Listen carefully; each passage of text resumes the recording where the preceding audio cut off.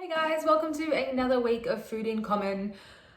Pretty exciting week this week because we're going to be making apple strudel, so our first sweet recipe. And this was a recipe recommended by Robert, who actually sent me two, the easy way and the tricky way. And today we're going to try doing the tricky way, which really just means we're going to be making our own dough. So it's the first time I've ever made this kind of dough. It's quite similar to a couple that I've made before, but we'll give it a go. If it doesn't work out, that's fine, lesson learned, and we can figure something else out afterwards. But in the meantime, we're gonna make the dough and let it rest for an hour. And while it's resting, we can make the filling, and I'll head to the shops and get what we need, which is apples. But in the meantime, I will show you how to start the dough. So we need a few things to begin with.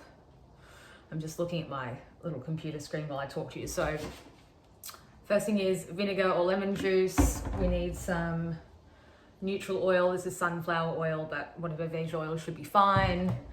Some flour, so plain flour, as in not self-raising. But if you've got baking flour, all the better. I don't, I'm just gonna go with the basic. Some salt, obviously, and that's it. That's all we need to get started. So I'll show you exactly what we're going to do. The first thing that we need is 1/3 of a cup of lukewarm water. So I'm just gonna pop that in a bowl like so. And then we're going to add our oil, vinegar, and salt. So we need 1/2 a teaspoon of vinegar. And this just helps relax the gluten in the flour. Ooh, probably a bit more than half. And it will help the dough stretch, is what relaxing the gluten does. Then we need 1 tablespoon plus 1/2 teaspoon of oil, or 15 grams if you prefer doing it that way. So I'll start with my tablespoon, and then 1/2 teaspoon.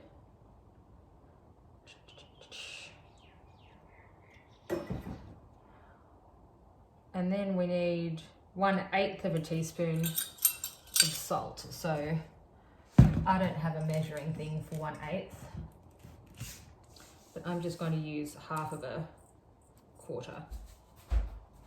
So I'm just going to mix all of that together and add my flour. So it's 1 cup total, and we'll do half at a time. So I've got 1 cup here.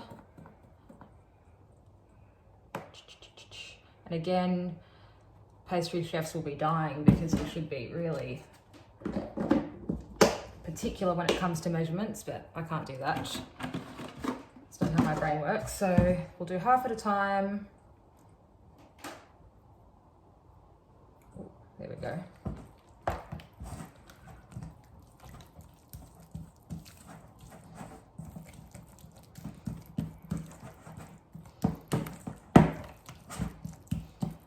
And we're just mixing until it becomes sort of consistent.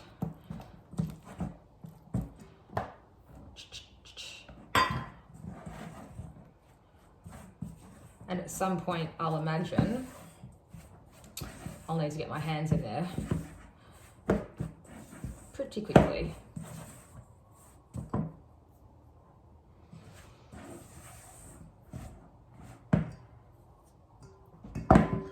Okay, so I've taken off all of my characteristic rings, and I'm just going to turn that dough out now. Ooh, and scrape the bowl for what's left in there. And as you'll see, it doesn't make very much dough, but it's because it gets rolled so thinly. And so to knead it and bring it together, to begin with, I'm just scrunching up my hand into a little fist to bring it all together. And then we need to knead it for 10 minutes, which will feel like an eternity, I'm sure. And I promise you won't have to watch me knead all of that, but let me just show you how I do it. So it's getting a little bit stickier now. If it becomes sticky like that and starts to leave little deposits on your counter, you'll probably need a scoop more flour, but not too much. So I just put it in my hand first so I can lightly dust it on my counter and then pat my outside of the ball so it doesn't become one big lump. That's better. Okay, and so to knead it, I'm just going to press down with my, press down with my palm like that, fold it over and do the same thing again. And I'm just going to keep doing that pretty much with one hand after another for 10 minutes. And as you can see, it's already soaked up that flour, but it's not nearly as sticky as it was already. See, there's no deposits. It's actually picking them all up off the countertop, which is what we want. So I'm going to do this for 10 minutes and I will show you what it looks like afterwards. Okay, so I've been kneading the dough for 10 minutes now. And as you can see, it's come together and is really consistent in texture and quite easy to stretch like so. And it's sort of like if you imagine the best Play-Doh you ever touched in your goddamn life, that's what you want your dough to be like. So it came together really, really quickly for me. I don't know if it's just, it might be a bit easier today because it's quite warm.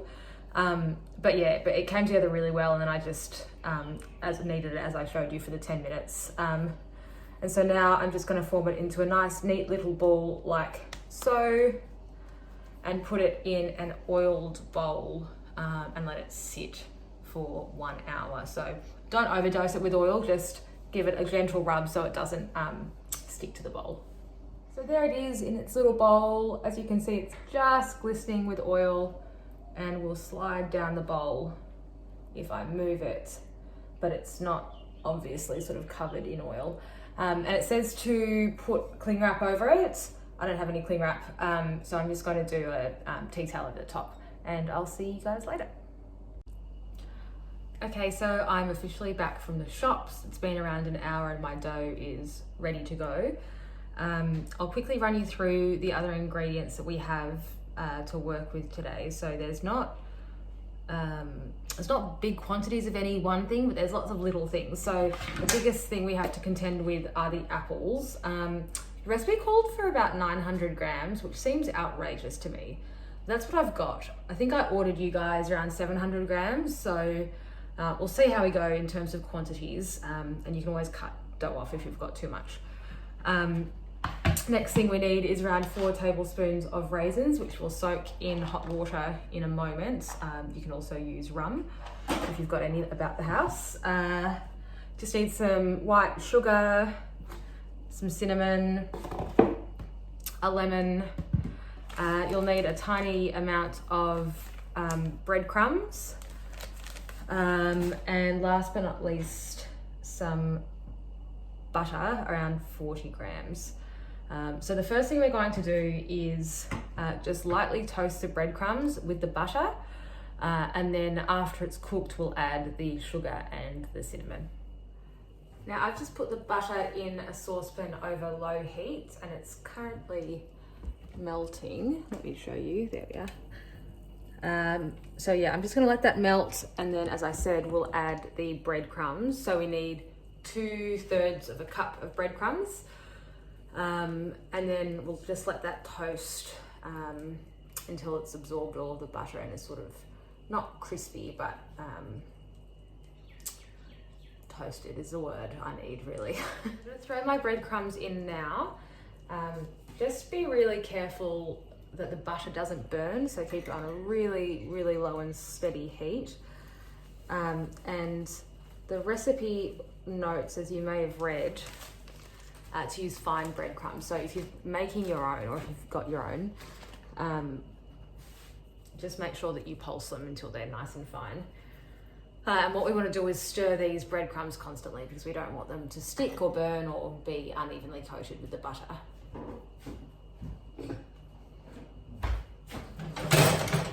So I'm just using my trusty rubber spatula.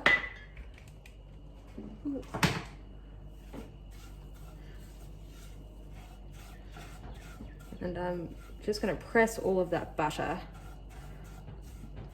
into those breadcrumbs.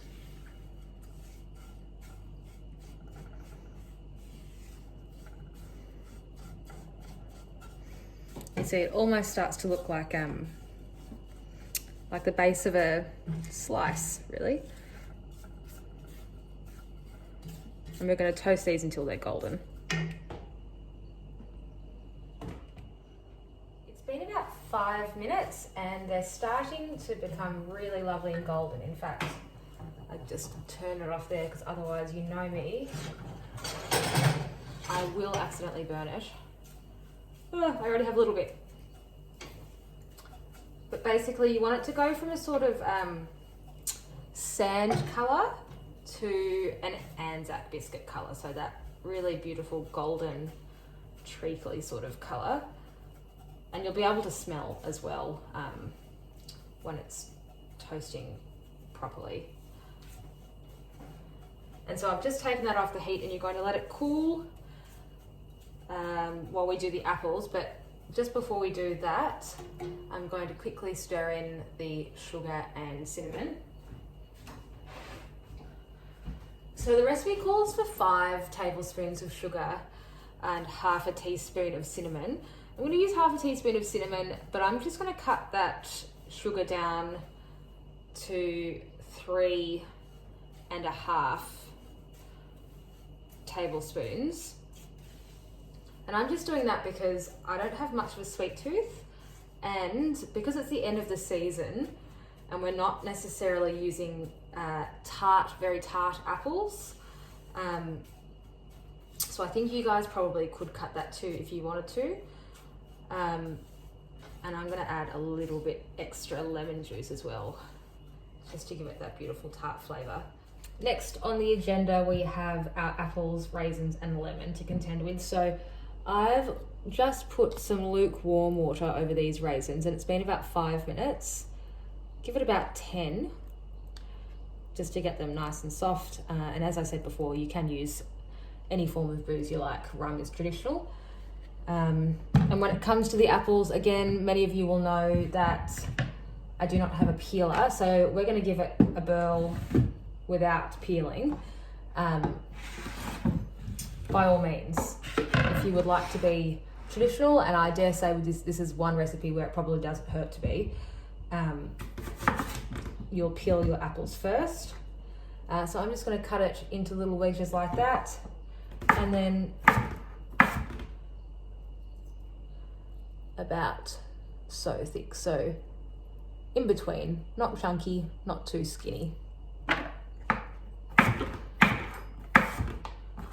And I'm just going to keep going down like so for all of my apples.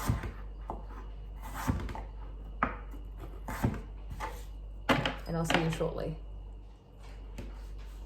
Now I've cut around 500 grams of apples here, and that looks like such a gigantic quantity. I cannot imagine that this recipe is correct when it says it needs 900 grams. So I'm just going to stick with the 500 and we will see. I will update you afterwards if I think it's if I was wrong and I should have followed the recipe, but at this point I just can't do it. So it's probably been about 10 minutes now that these raisins have been soaking. So I'm just going to drain off that water.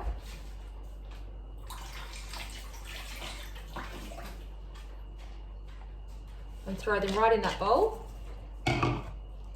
Also got a lemon here. I'm just going to soften that up by giving it a little massage. Get the juices flowing. Cut down there. Ooh. And the recipe calls for about a tablespoon of apple juice. Sorry, orange. Oh, what's this called? Lemon. Lemon juice. So I'm just going to do both halves. And as I said before, because I do like my pastries a little bit tartar, there's a bit of flesh I've just worked in by using a fork instead of a lemon squeezer. And I'm happy with that. Okay, And last but not least, I'm just going to give that all a big toss so all of that apple is covered in the lemon and it doesn't go yucky and brown. And it will probably also just break it down a little bit. But as you can see, the colours are really beautiful with that pink and white. And the little jewels of raisins, that looks nice. All right, well, I'm going to set that aside and I will show you what to do with the dough next. The dough we have here has now been sitting for over an hour, so it will be interesting to see if that makes a terrible difference. And I've just lightly floured my worktop again. And I'm just going to pat the dough in a little bit of that excess flour and give it a rub from where the oil was so it doesn't stick. And the ideal situation here is to get the dough as thin as possible. We'll see how we go. I've got quite a good rolling pin, which is nice and heavy. That being said, there's nothing you can do with this that you can't do with a regular old rolling pin. It's just because I'm particularly weak. So I'm just going to start to create a rectangle shape here. And I'm going to take this very slowly.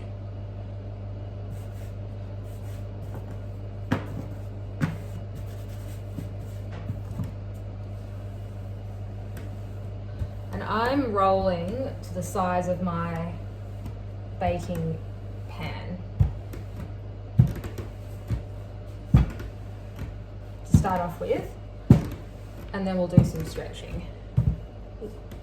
And as you can see, this dough is really nice and consistent in terms of how it looks and feels. It's really smooth. And really, if you have ever made pizza, which I know many of you have, we're talking about the exact same skill set here, so I don't want anybody to feel as though they don't have the skills that they need, because they do. Okay, now that's starting to get pretty thin, and I'm getting concerned about it not coming off my bench top. And what I'm going to do for the rest of it is gently stretch it without tearing it. You can see I'm stretching here, just giving it the gentlest of tugs. Now this is quite a good job to do with another person if you can, but obviously not everybody can. I certainly can't, and that's okay. So I'm just hanging it like a sheet off my arm, and you can see how thin it is because you can see the details of my arm quite well. And I'm just going to tug, and see I've torn a little bit here, which isn't ideal, but we will live. And then I'm just going to keep doing that all the way around, and so I'm using the other side of my arm now and just tugging that overhang. It's almost like fitting a sheet to your bed.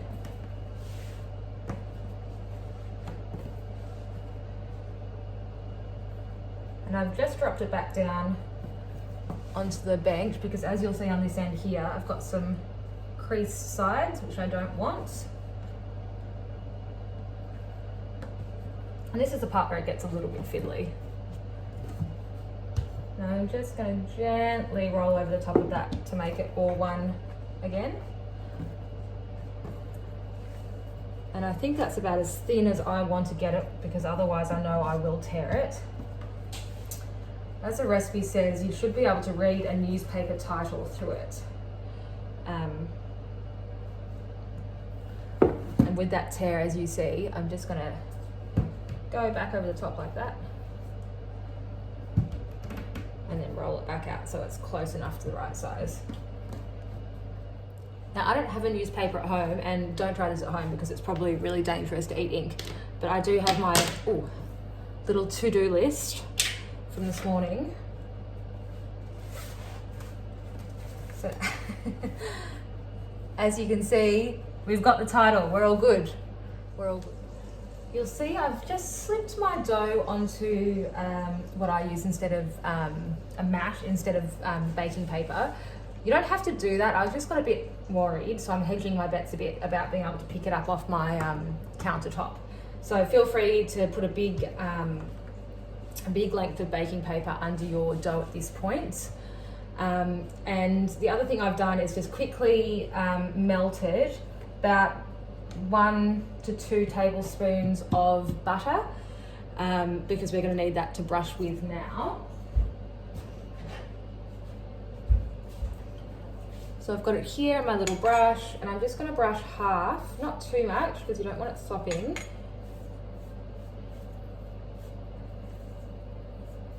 So I'm just going to brush half of the dough here.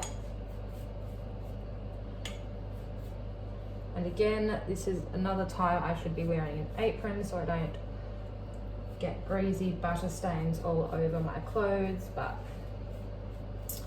it's too late. My hands are greasy now. Okay. So that's our buttered pastry. And I've just put our breadcrumbs into a little bowl, and I'm going to sprinkle that. Probably not quite to the edges like I just did, on the half of the pastry that we have just buttered. And as you can see, it's starting to look so beautiful. And I find that really exciting. And just with my fingers, I'm spreading it evenly-ish.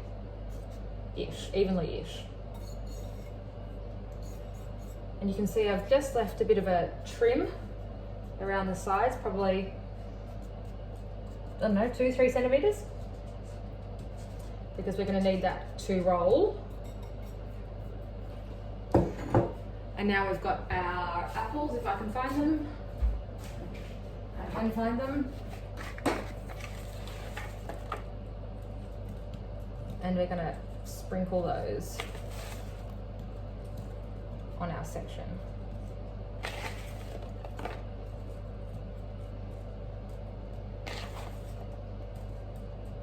I'm very nervous about this rolling part. Now for the tricky part, we're going to first tuck its little sides in. We're going to do that all the way down. And I'm tucking from this side as well. As you can see, I have torn it a little bit along the sides there, but I'm hoping that that's not going to be a problem while I roll. And the next thing I do, there we are, is going to be to fold this top part over.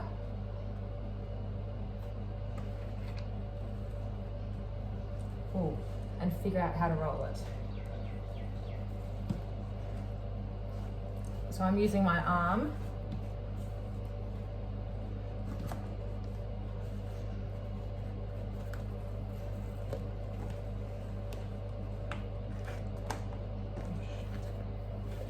Oh, it's not a very good roll, let me tell you.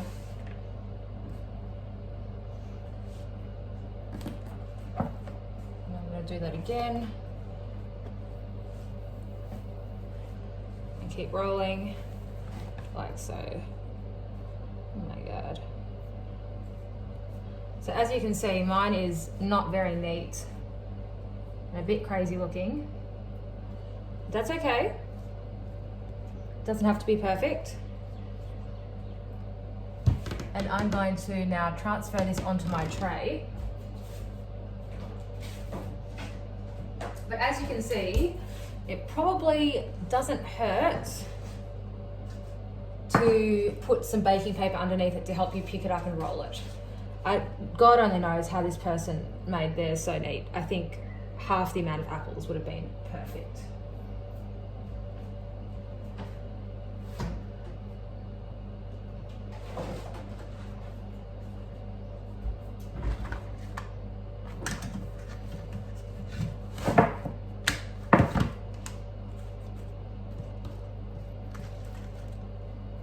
last but not least, before that goes in the oven,